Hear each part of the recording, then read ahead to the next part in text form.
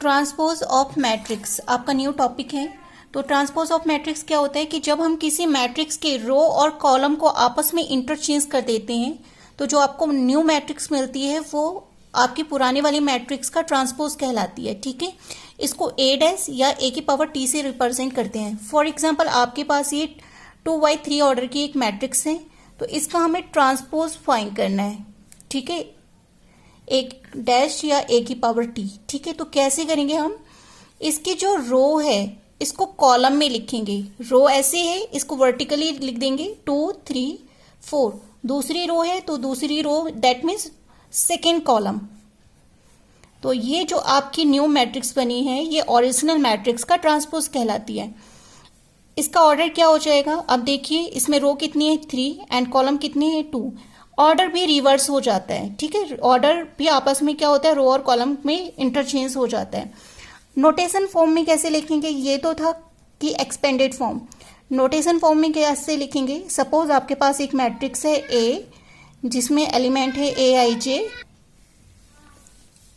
इसका order suppose m cross n order की matrix है, तो इसका ट्रांसपोज ए डैश हो जाएगा और ए रो और कॉलम के एलिमेंट्स को आपस में इंटरचेंज कर दिया है n क्रॉस m। इस तरह से ये हो जाएगा। ठीक है, तो नोटेशन फॉर्म में इस तरह से लिखेंगे। कोई भी मैट्रिक्स अगर 3×2 ऑर्डर की है तो उसका ट्रांसपोज 2×3 ऑर्डर का होगा। अगर मैट्रिक्स का ऑर्डर m क्रॉस n है तो उसके ट्रांसपोज का ऑर्डर n क्रॉस m हो जाएगा। अब properties of matrix. Properties of matrix, तो पहली प्रॉपर्टीज है कि किसी भी मैट्रिक्स के ट्रांसपोज को अगर दोबारा से ट्रांसपोज करते हैं तो ओरिजिनल मैट्रिक्स के बराबर हो जाता है। फॉर एग्जाम्पल, अगर आपके पास मैट्रिक्स है 2 3 4 5, ठीक है, इसका ट्रांसपोज ए डैश हो जाएगा। जो आपकी रो है इसको कॉलम में चेंज कर दो। First row first column, second row second column. ठीक है, इसका अगेन आपने ट्रांसपोज लेना है, ट्रांसपोज का transpose. Then first row first column में कन्वर्ट हो जाएगा, सेकेंड रो सेकेंड कॉलम में कन्वर्ट हो जाएगी। तो आप अगर देखेंगे कि जो ट्रांसपोज का ट्रांसपोज है वो ओरिजिनल मैट्रिक्स के बराबर आ गया है। किसी भी मैट्रिक्स का ट्रांसपोज उस मैट्रिक्स के ओरिजिनल, किसी भी मैट्रिक्स के ट्रांसपोज का ट्रांसपोज ओरिजिनल मैट्रिक्स के बराबर होता है। सेकेंड प्रॉपर्टी है आपकी, किसी भी मैट्रिक्स, दो मैट्रिक्स के एडिशन या सब्ट्रैक्शन का अगर हम ट्रांसपोज लेते हैं तो वो उन दोनों मैट्रिक्स के ट्रांसपोज के एडिशन और सब्ट्रैक्शन के बराबर होता है। थर्ड प्रॉपर्टी है आपकी कि किसी स्केलर को मैट्रिक्स से मल्टीप्लाई करने के बाद अगर आप ट्रांसपोज ले रहे हैं तो उसकी वैल्यू ट्रांसपोज मैट्रिक्स के ट्रांसपोज से मल्टीप्लाई करके स्केलर के बराबर हो जाती है। फोर्थ प्रॉपर्टी है आपकी, जो बहुत ज़्यादा इंपॉर्टेंट प्रॉपर्टी है, ऑलवेज यूज होती है। किसी दो मैट्रिक्स के प्रोडक्ट का जो ट्रांसपोज होता है रिवर्स ऑर्डर में उन दोनों मैट्रिक्स के ट्रांसपोज के प्रोडक्ट के बराबर होता है। दैट मीन्स कि ए बी का transpose V dash A dash के बराबर होगा। ट्रांसपोज ऑफ मैट्रिक्स में आपका नेक्स्ट टॉपिक है types of square matrix on the basis of transpose. On the basis of transpose, ठीक है, तो 2 टाइप्स के स्क्वायर मैट्रिक्स होते हैं। पहला है सिमेट्रिक मैट्रिक्स, फिर है स्क्यू सिमेट्रिक मैट्रिक्स। अगर किसी स्क्वायर मैट्रिक्स का ट्रांसपोज उस मैट्रिक्स के बराबर है, ठीक है, बार बार कहा जा रहा है स्क्वायर मैट्रिक्स, ठीक है, ये रेक्टेंगुलर मैट्रिक्स पे लागू नहीं होगा, केवल स्क्वायर मैट्रिक्स पे लागू होगा कि किसी भी स्क्वायर मैट्रिक्स का ट्रांसपोज अगर उस मैट्रिक्स के बराबर है तो ऐसी मैट्रिक्स को सिमेट्रिक मैट्रिक्स कहते हैं।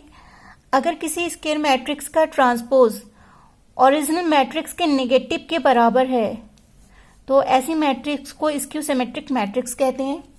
ठीक है, अब स्क्यू सिमेट्रिक मैट्रिक्स में जो होते हैं डायगोनल्स के एलिमेंट्स हमेशा 0 होते हैं। इसका प्रूफ आ जाता है आपका 1 मार्क्स। आपके 1 मार्क्स में प्रूफ आ जाता है कि proof that diagonal elements of skew symmetric matrix is 0। ठीक है, तो हम सपोज करते हैं let A is a skew symmetric matrix. तो ए ऑब्वियस स्क्वायर मैट्रिक्स होगा, इसका transpose minus of A J I, इसका जो ट्रांसपोज होगा वो आपको पता है कि रो और कॉलम के एलिमेंट्स को आपस में चेंज कर देते हैं। अब गिवन है कि ए जो है वो स्क्यू सिमेट्रिक मैट्रिक्स है, दैट मीन्स कि A equal to minus of A dash होगा। दैट मीन्स कि इसके जितने भी एलिमेंट्स होंगे उसके नेगेटिव जे आई के इक्वल होंगे। ठीक है, आपको पता है आपको डायगोनल एलिमेंट्स के बारे में पूछा गया है, तो अगर आप किसी भी मैट्रिक्स के डायगोनल एलिमेंट्स की बात करें तो डायगोनल एलिमेंट्स क्या होते हैं, यहां पर छोड़ दो, ये 2 2 ए 3 3, जो डायगोनल एलिमेंट होते हैं उसमें आई और जे क्या होते हैं, सेम होते हैं। तो for diagonal I equal to क्या हो जाएगा, जे हो जाएगा। That means A I I equal to minus of A I I, इधर आ जाएंगे तो ये 2 आई आई इक्वल टू 0 और ए आई आई इक्वल टू 0। तो कोई भी आपकी जो स्क्यू सिमेट्रिक मैट्रिक्स होती है उसके जो डायगोनल्स एलिमेंट्स होते हैं वो हमेशा क्या होंगे, 0 होंगे। ये 1 मार्क्स में आपका मल्टीपल चॉइस का क्वेश्चन आता है। आपकी सेकेंड थ्योरम है, prove that every square matrix can be represent as a sum of symmetric and skew symmetric matrix. इस पर बेस्ड आपको 4 मार्क्स का क्वेश्चन भी आता है। आपको एक मैट्रिक्स दी जाती है और आपको उसको सिमेट्रिक और स्क्यू सिमेट्रिक मैट्रिक्स के सम के रूप में रिप्रेजेंट करना होता है। तो हमें पहले तो प्रूफ करना है कि हम रिप्रेजेंट कर पाते हैं या नहीं। तो let A is a square matrix. अगर ए स्क्वायर मैट्रिक्स है तो मैं इसको ऐसे लिख सकती हूँ ना, A plus A dash plus half of A minus A dash. देखो प्लस से प्लस माइनस कैंसिल हो जाएगा, ए डैश वाला पोर्शन कैंसिल हो जाएगा, हाफ ए यहाँ पर होगा, हाफ ए यहाँ पर, तो ये दोबारा से ए में कंप्लीट हो जाएगा। तो ये सिर्फ एक लिखने का तरीका है।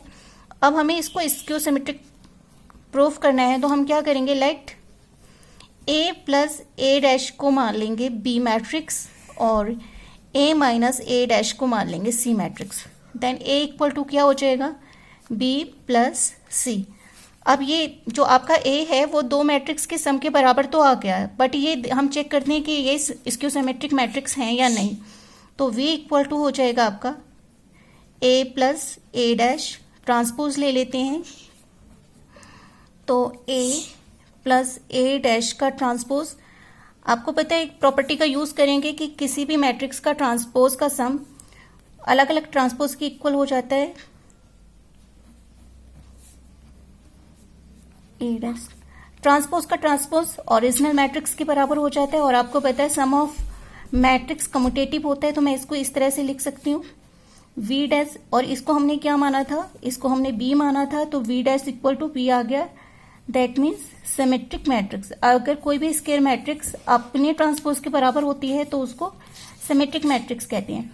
नाउ सी इक्वल टू है ए माइनस ए डैश, हमें ट्रांसपोज चेक करना है, तो ट्रांसपोज ले लेते हैं इनका, A dash minus A dash का dash, C dash equal to A dash minus, आपको पता है किसी भी मैट्रिक्स का डैश का डैश, ओरिजिनल मैट्रिक्स माइनस अगर मैं कॉमन ले लूँ तो ये हो जाएगा ए माइनस ए डैश। और ए माइनस ए डैश को आपने किसके इक्वल लिया था, सी के इक्वल, तो सी डैश इक्वल टू हो जाएगा minus of C. That means C जो है वो कैसी मैट्रिक्स हो जाएगी, स्क्यू सिमेट्रिक मैट्रिक्स। आपको पता था ए इक्वल टू क्या है, बी प्लस सी, तो ए बी क्या है, symmetric matrix plus skew symmetric matrix. तो हमने रिप्रेजेंट कर दिया कि कोई भी जो मैट्रिक्स होती है वो स्क्वायर मैट्रिक्स होती है, वो सिमेट्रिक और स्क्यू सिमेट्रिक मैट्रिक्स के सम के बराबर होती है। या फिर किसी भी मैट्रिक्स को आप ए प्लस ए डैश और ए माइनस ए डैश के रूप में रिप्रेजेंट कर सकते हैं, जहां पर प्लस वाला पार्ट जो होता है वो सिमेट्रिक मैट्रिक्स को रिप्रेजेंट करता है और ये स्क्यू सिमेट्रिक मैट्रिक्स को। इसी फॉर्मूले पे बेस्ड आपका 4 मार्क्स का क्वेश्चन आता है, उसको हम देख लेते हैं। आपका 10 का सेकेंड क्वेश्चन है। ए इक्वल टू, आपको एक स्क्वायर मैट्रिक्स दे रखी है, आपको इसको symmetric sum of symmetric and skew symmetric में रिप्रेजेंट करना है। तो सबसे पहले इसको हम कैसे रिप्रेजेंट करेंगे, इस फॉर्म में रिप्रेजेंट करेंगे।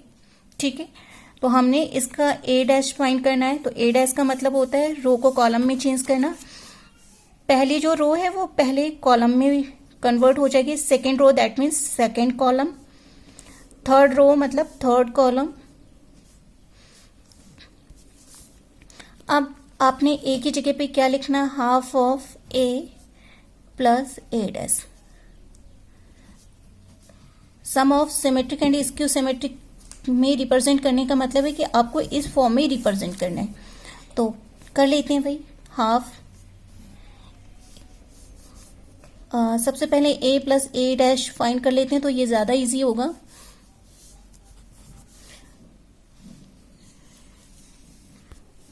a प्लस ए डैश, आपको पता है कि जब भी आप मैट्रिक्स का सम करते हैं तो कॉरेस्पॉन्डिंग एलिमेंट्स का ही सम होता है, मतलब पहला वाला पहले में ऐड होगा, सेकेंड कॉलम वाला एलिमेंट सेकेंड में। तो 6 plus 6 12, -2 and -2 -4 plus 4 -4 plus 6 -2 and plus 4 -2 plus 6। Again a minus A dash find कर लेते हैं। तो आपको पता है फर्स्ट एलिमेंट फर्स्ट में सब्ट्रैक्ट होगा, 6 में से 6 0, -2 में से -2 को सब्ट्रैक्ट करेंगे 0, 2 में से 2 को सब्ट्रैक्ट करेंगे 0, 0 0 0 0 0 0। तो a माइनस ए डैश क्या आया आपका, 0 मैट्रिक्स आ गई।